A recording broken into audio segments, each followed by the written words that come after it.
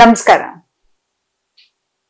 ನೋಡಿ, ನಿಮ್ಮ ಜೀವನದಲ್ಲಿ ನೀವು ಮುಂದೆ ಹೋಗ್ಬೇಕು ಅಂತ ಹೇಳಿದ್ರೆ ಕೆಲವು ವಿಷಯಗಳನ್ನ ಮರಿತಾ ಬರ್ಬೇಕು, ಕೆಲವು ವಿಷಯಗಳನ್ನ ಕ್ಷಮಿಸ್ತಾ ಬರ್ಬೇಕು.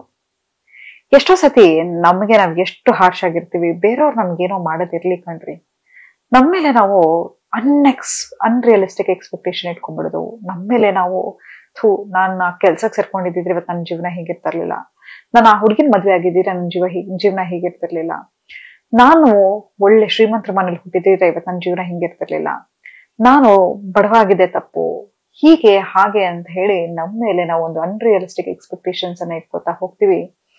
ಅದು ನಮ್ಮನ್ನ ನಾವು ಕ್ಷಮಿಸ್ಕೊಂಡೇ ಇರಲ್ಲ. ಎಷ್ಟೋ ಸತಿ ನಾವು ಮಾಡಿದ ತಪ್ಪಿಗೆ ಬೇರೆಯವ್ರು ಕ್ಷಮಿಸೋದಿರ್ಲಿ, ಆ ಗಿಲ್ಟಲ್ಲೇ ನಮ್ಮ ಜೀವನವನ್ನ ನಾವು ಹಾಳು ಮಾಡ್ಕೋತಾ ಇರ್ತೀವಿ.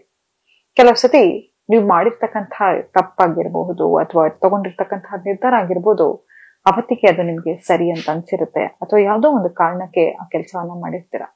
ಹಾಗಂತ ನಿಮ್ಮ ಗ್ರಹಗತಿಗಳು ಸರಿಗಿರ್ಲಿಲ್ಲ, ನಿಮ್ಮ ಟೈಮ್ ಸರಿಗಿರ್ಲಿಲ್ಲ ಅಂತ ನಿಮ್ಮ ಮೇಲೆ ಕಠಿಣವಾಗಿರ್ಬೇಡಿ. ಎಷ್ಟೋ ಸತಿ ನಾನು ನೋಡ್ತೀನಿ, ಯಾಕೆ ಹೀಗಾಯ್ತು ಅಂತ ನಾವು ಅನ್ಕೊಂಡಾಗ ನನ್ನ ಟೈಮ್ ಸರಿಗಿರ್ಲಿಲ್ಲ, ಟೈಮೇ ನನ್ನ ಜೀವನನೇ ಹೀಗೆ, ನನಗೆ ಎಂತ ಜಾತಕನೋ ಇದೆಯೋ, ಹಾಗೆ ಹೀಗೆ ಅಂತ ಪ್ರತಿ ಸತಿ ನಮ್ಮ ಮೇಲೆ ನಾವು ಬ್ಲೇಮ್ ಮಾಡ್ಕೋತಾನೆ ಹೋಗ್ತಿರ್ತೀವಿ.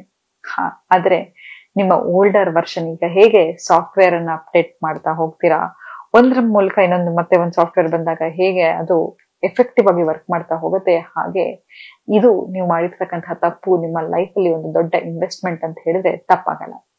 ಯಾರೇ ನೋಡಿ, ಇವತ್ತು ಆಗ್ಲಿ ದೊಡ್ಡ ದೊಡ್ಡ ಸಾಧನೆ ಮಾಡಿರ್ತಕ್ಕಂಥವ್ರು ಅವರ ಜೀವನದಲ್ಲಿ ಏನೋ ಒಂದು ತಪ್ಪು ನಿರ್ಧಾರಗಳನ್ನ ತಗೊಂಡೇ ಇರ್ತಾರೆ. ತಪ್ಪು ದಾರಿ ಹಿಡಿದ್ರೆ ತಾನೇ ಸರಿ ದಾರಿ ಯಾವ್ದು ಅಂತ ಗೊತ್ತಾಗೋದು. ಹಾಗಿದ್ಮೇಲೆ ಯಾಕೆ ನಿಮ್ಮ ಮೇಲೆ ನೀವು ಇಷ್ಟೊಂದು ಭಾರವನ್ನ ವಹಿಸ್ಕೋತೀರಾ, ಇಷ್ಟೊಂದು ಯಾಕೆ ನಿಮ್ಮನ್ನ ಸೆಲ್ಫ್ ಹೇಟ್ರೇಟ್ ಮಾಡ್ಕೋತಾ ಹೋಗ್ತೀರಾ? ದಯವಿಟ್ಟು ನಿಮ್ಮನ್ನ ನೀವು ಕ್ಷಮಿಸೋಕೆ ಶುರು ಮಾಡಿ. ನಿಮ್ಮ ಓಲ್ಡರ್ ವರ್ಷನ್ ಅನ್ನ ಫರ್ಗಿವ್ ಮಾಡ್ತಾ ಬನ್ನಿ. ಮತ್ತೆ ನಿಮ್ಮ ತಂದೆ ತಾಯಿ, ನಾನು ಎಷ್ಟೋ ಸತಿ ಹೇಳ್ತೀನಿ, ನಿಮ್ಮ ಬಾಲ್ಯದಲ್ಲಿ ಆಗಿರ್ತಕ್ಕಂತಹ ಚೈಲ್ಡ್ಹುಡ್ ವೂಂಡ್ಸ್ ಏನಾಗುತ್ತೆ ನಿಮ್ಮನ್ನ ಶೇಪ್ ಮಾಡ್ತಾ ಬರುತ್ತೆ ಅಂತ. ಹೌದು, ಆದ್ರೆ ನಮ್ಮ ತಂದೆ ತಾಯಿಗಳು ಗೊತ್ತಿದ್ದೋ ಗೊತ್ತಿಲ್ಲದೇನೋ ಅವರು ಕೂಡ ಮೊದಲನೇ ಸತಿ ತಂದೆ ತಾಯಿ ಆಗಿರ್ತಾರೆ ಅಲ್ವಾ? ಗೊತ್ತಿಲ್ಲದೇನೋ ಏನೋ ಒಂದು ಪೇರೆಂಟಿಂಗ್ ಅಲ್ಲಿ ಮಿಸ್ಟೇಕ್ ಮಾಡಿರ್ತಾರೆ, ನಿರ್ಲಕ್ಷ್ಯ ಮಾಡಿರ್ತಾರೆ, ನಿಮ್ಮನ್ನ ಕಂಪೇರ್ ಮಾಡಿರ್ತಾರೆ, ನಿಮ್ಗೆ ಬೇಕಾಗಿರ್ತಕ್ಕಂತಹ ಕಾಳಜಿ ಆಗಿರ್ಬೋದು, ಪ್ರೀತಿ ಆಗಿರ್ಬೋದು ಕೊಡದೆ ಇರ್ಬೋದು, ಅಥವಾ ಆ ಎಮೋಷನಲ್ ಸೇಫ್ಟಿಯನ್ನ ಕೊಟ್ಟಿರಲ್ಲ ಅನ್ಸುತ್ತೆ. ಆದ್ರೆ ಇವತ್ತು ಆ ಟೈಮ್ ಬದಲಾಗಿದೆ. ಅವರು ಬದಲಾವಣೆ ಮಾಡ್ಕೊಳ್ಳಿಕ್ಕೆ ಎಷ್ಟೋ ಪ್ರಯತ್ನ ಪಡ್ತಾ ಇರ್ತಾರೆ, ಆದ್ರೆ ನಾವು ಅವ್ರಿಗೆ ಅವಕಾಶನೂ ಕೊಡ್ತಾ ಇರಲ್ಲ. ಆ ಪಾಸ್ಟ್ ಅಲ್ಲೇ ಇದ್ಬಿಡ್ತೀವಿ. ಅಂತ ತಪ್ಪನ್ನ ಮಾಡಕ್ ಹೋಗ್ಬೇಡ್ರಿ. ನಮ್ಗೆ ಅವ್ರ ಜೊತೆ ಇರೋ ಟೈಮ್ ಕೂಡ ತುಂಬಾನೇ ಕಡಿಮೆ. ನಾವ್ ಹೇಗೆ ಬೆಳೀತಾ ಹೋಗ್ತಿದೀವೋ ಅವ್ರಿಗೂ ಹಾಗೆ ವಯಸ್ಸಾಗ್ತಾ ಹೋಗ್ತಾ ಇದೆ. ಅವರು ನಮ್ಗೆ ಏನು ಪೇರೆಂಟಿಂಗ್ ಅನ್ನ ಮಾಡ್ಬೇಕು ಅದನ್ನೆಲ್ಲವನ್ನ ಮಾಡಿರ್ತಾರೆ. ಆದ್ರೆ ನಾವು ಇವತ್ತು ನಮ್ಮನ್ನ ಒಂದು ವಿಕ್ಟಿಮ್ ಆಗಿ ನೋಡ್ಕೊಂಡು ಆ ಪಾಸ್ಟ್ ಇಂದ ಮುಂದೆ ಬರಕ್ಕೆ ಸಾಧ್ಯನೇ ಆಗ್ತಿರೋಷ್ಟು ಆ ಪಾಸ್ಟ್ ಒಳಗಡೆ ಮುಳುಗೋಗ್ಬಿಟ್ಟಿರ್ತೀವಿ. ನೀವು ನಿಜವಾಗ್ಲೂ ನಿಮ್ಮ ಜೀವನದಲ್ಲಿ ಮುಂದೆ ಹೊರಿಬೇಕು, ನನ್ ಎತ್ತರಕ್ಕೆ ಬೆಳಿಬೇಕು ಅಂತ ಹೇಳಿದ್ರೆ, ನೀವು ಎತ್ತರಕ್ಕೆ ಬೆಳಿಬೇಕಾದ್ರೆ, ನೀವು ಹಾರಬೇಕು ಅಂತ ಹೇಳಿದ್ರೆ ನಿಮ್ಮ ದೇಹ ಹೇಗೆ ಹಗುರವಾಗಿರ್ಬೇಕು ಹಾಗೆ ನಿಮ್ಮ ಮನಸ್ಸು ಹಗುರವಾಗಿರ್ಬೇಕು. ಈ ಎಲ್ಲಾ ಕಹಿ ಘಟನೆಗಳನ್ನ, ನಿಮ್ಮ ಜೀವನದಲ್ಲಿ ಆಗಿರ್ತಕ್ಕಂಥ ಘಟನೆಗಳ ಎಲ್ಲವನ್ನೂ ಮನಸ್ಸಲ್ಲಿ ಇಟ್ಕೊಂಡಿದ್ರೆ ಇವತ್ತು ನೀವು ಬೆಳಿಲಿಕ್ಕೆ ಸಾಧ್ಯನಾ? ನಿಮ್ಮ ಬಾಸ್ ನಿಮ್ಗೆ ಅವಮಾನ ಮಾಡಿ ಆ ಕೆಲಸದಿಂದ ನೀವು ಬಿಟ್ಟು ಬಂದಿರ್ತೀರಾ, ಏನೋ ಒಂದು ಪಾರ್ಶಾಲಿಟಿ ಆಗಿರುತ್ತೆ, ಆದ್ರೆ ಯಾವತ್ ತಿರುಗಿ ನೋಡಿ ನೀವೊಂದು ಒಳ್ಳೆ ಕೆಲ್ಸದಲ್ಲೇ ಇರ್ತೀರಾ. ನಿಮ್ಮ ಎಕ್ಸ್ಗೆ ಥ್ಯಾಂಕ್ಸ್ ಹೇಳ್ಬೇಕು, ಯಾಕಂತ ಹೇಳಿದ್ರೆ ನಿಜವಾದ ಪ್ರೀತಿ ಏನಪ್ಪಾ ಅನ್ನೋದನ್ನ ಅವರು ಕಲ್ಸ್ಬಿಟ್ಟು ಹೋದ್ರು ನಿಮ್ಗೆ. ಇವತ್ತು ಬಂದಿರ್ತಕ್ಕಂಥ ನಿಮ್ಮ ಜೀವನದಲ್ಲಿ ವ್ಯಕ್ತಿ ಎಷ್ಟು ಮಟ್ಟಿಗೆ ಪ್ರೀತಿಯನ್ನ ಕೊಡ್ತಾ ಇದ್ದಾರೆ, ಎಷ್ಟು ನಿಮ್ಗೆ ಆ ರಿಲೇಶನ್ಶಿಪ್ ಸೇಫ್ ಅನ್ಸ್ತಾ ಇದೆ ಅಲ್ವಾ? ಹಾಗಾಗಿ ನೀವು ಏನನ್ನ ಕಳ್ಕೊಂಡಿರ್ತೀರೋ ಅದೆಲ್ಲವೂ ನಿಮ್ಮನ್ನ ರೀಶೇಪ್ ಮಾಡ್ಲಿಕ್ಕೆ, ರೀಮೌಲ್ಡ್ ಮಾಡ್ಲಿಕ್ಕೆ. ಹಾಗಾದ್ರೆ ನಿಮ್ಗೆ ಯಾರ್ಯಾರ ಜೀವನದಲ್ಲಿ ಕೆಟ್ಟದ್ ಮಾಡಿದರೆ ಒಂದ್ ರೀತಿಯಲ್ಲಿ ನೋಡಿದ್ರೆ ಒಳ್ಳೇದೇ ಅಂತ ಹೇಳ್ಬೋದು. ಎಷ್ಟೋ ಸತಿ ನಾನು ಕೇಳಿದೀನಿ, ನನಗೆ ಮೇಡಮ್ ಸಾಡೆ ಸಾತಿ ಇದೆ, ಶನಿ ಪ್ರಭಾವ ಇದೆ, ಅಯ್ಯೋ ನನಗೆ ಪಂಚಮ ಶನಿ ಇದೆ, ಅಷ್ಟಮ ಶನಿ ಇದೆ ಅಂತ ಹೇಳ್ತಿರ್ತೀವಿ. ಆದ್ರೆ Shani is the oldest planet.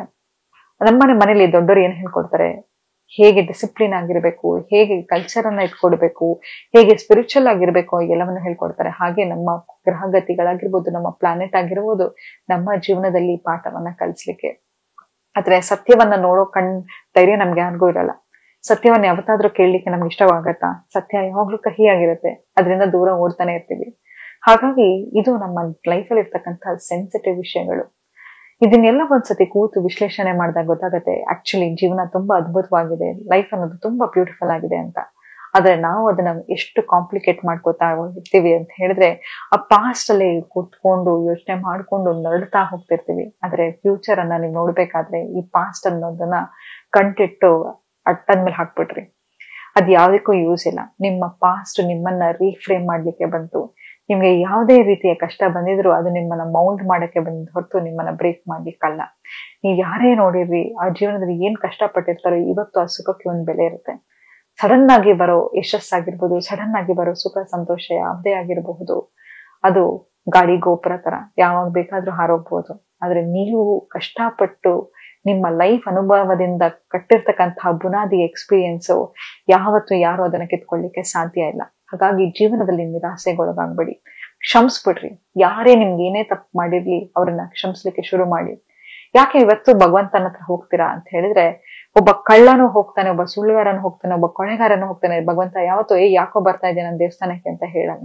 ಎಲ್ಲರನ್ನು ಭಗವಂತ ಅಕ್ಸೆಪ್ಟ್ ಮಾಡ್ತಾ ಹೋಗ್ತಾನೆ. ಹಾಗಿದ್ಮೇಲೆ ನಾವು ಮನುಷ್ಯರು, ನಾವ್ ಯಾಕೆ ಈ ದ್ವೇಷ, ಅಸೂಯೆ, ಕೋಪ ಎಲ್ಲವನ್ನು ಇಟ್ಕೋತಾ ಹೋಗ್ಬೇಕು? ನಾವು ದೊಡ್ಡವರಾಗ್ಬೇಕು ಅಂತ ಹೇಳಿದ್ರೆ ಕ್ಷಮಿಸ್ತಾ ಹೋಗೋಣ. ಏನೇನ್ ಕಹಿ ಘಟನೆಗಳಾಗಿರುತ್ತೆ ಅದನ್ನ ಬಿಟ್ಬಿಟ್ಟು ಮುಂದೆ ಜೀವನ ಚೆನ್ನಾಗಿದೆ ಆ ನಂಬಿಕೆಯ ಮೇಲೆ ಜೀವನವನ್ನು ನಡೆಸೋಣ ಅಂತ ಹೇಳ್ತಾ ಇವತ್ತಿನ ಸಂಚಿಕೆನ ನಾನು ಮುಕ್ತಾಯಗೊಳಿಸ್ತಿದ್ದೀನಿ. ಧನ್ಯವಾದಗಳು.